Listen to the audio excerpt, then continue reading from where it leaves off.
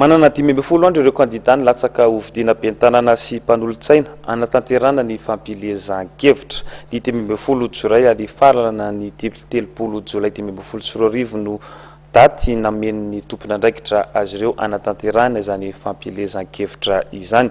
Eo anatrihan'izany anefa dia mampatsiaina eo anivon'ny ministeran'ny atany fa mitarika fanesorana andaharana ny kandida ny fanaovana fampilezan-kevitra tsy eo amin'ireo vanim-potoana ireo. Maharitra 10 andro ny fampilezan-kevitra ny fifidianana ben'ny tanàna sy mpanolontsaina. Anomboka ny 10 jolay izany ary farana ny 30 jolay 2024. Mampatsiaina eo anivon'ny ministeran'ny atany fa mitarika fanesorana andaharana ny kandida ny fanaovana fampilezan-kevitra tsy ao anatin'ireo vanim-potoana ireo. Mikasika an'ilay hoe fampilezan-kevitra mialohan'ny fotoana, raha ny tena marina moa zany ny fanaraha-maso ny fifidianana rehetra dia andraikitry ny CNT. Andraikitry ny CNT ary izy moa manana ratsa-mangaika eny anivon'ny faritra eny ka anisany ataontsika hoe zavatra lehibe anankiray tokony ho araha-maso zay mba hisiny ny fitoviana eo amin'ny herijiky ho an'ny mpilatsaka hovidiana tsirairay avy. Na izany naty izany dia tiako ihany no mampatsiahy fa ny fifidianana eny anivon'ny commune sahala amin'izao dia 10 andro mialohan'ny fifidianana no anaovana ny fampilezan-kevitra ka manomboka ny faha 15 ny volana jolay zany zay daty fampilezan-kevitra zay ka hatramin'ny faha 30 ny volana jolay amin'ny fitora maraina. Io zany ny fampilezan-kevitra ataon'ireo mpilatsaka hovidiana rehetra mialohan'ny fotoana io dia tsy ara-dalàna ary miteraka ny atao hoe disqualification raha ohatra ka voaporofo ny fanaovana an'izay fampilezan-kevitra mialohan'ny fotoana izay araka ny voalaza ny fehezan-dalàna momba ny fifidianana code électoral.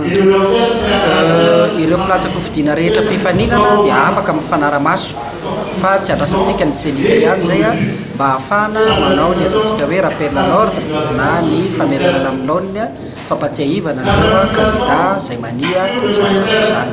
Manoloana ny fisian'ny tolo-dalàna momba ny rafitra misahana fikarakarana amin'ny fifidianana izay nodoniany teo anivon'ny antenimieram-pirenena omaly. Nanamafy ny sekretera jeneraly ministeran'ny atany fa ny CNT amin'izao fotoana izao ihany ny karakara ny fifidianana ben'ny tanàna sy mpanolontsaina.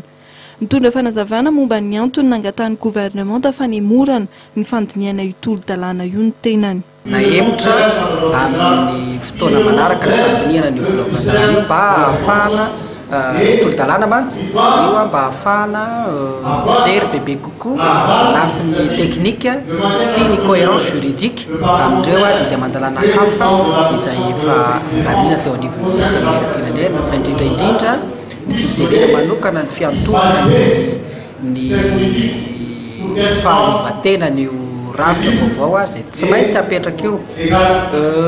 Tamin'izay koa no ataoko hoe zany hoe nitovizany rehetra hevitra fa ny fifidianana communal dia tokony mbola ny CNT ihany no manatanteraka azy aloha mba tsy hisiny ny fikorontanana zany eo amin'ny fandaminana sy ny fampandrosoana izay fifidianana izay. Ahemitra amin'ny fotoana manaraka ny fandinian'ny antenimieram-pirenena ny tolo-dalàna manitsy ny lalàna laharana 13/4/24. Tolo-dalàna izay mangataka ny fanafoanana ny vaomera mahaleo tena misahana amin'ny fifidianana na ny CNT.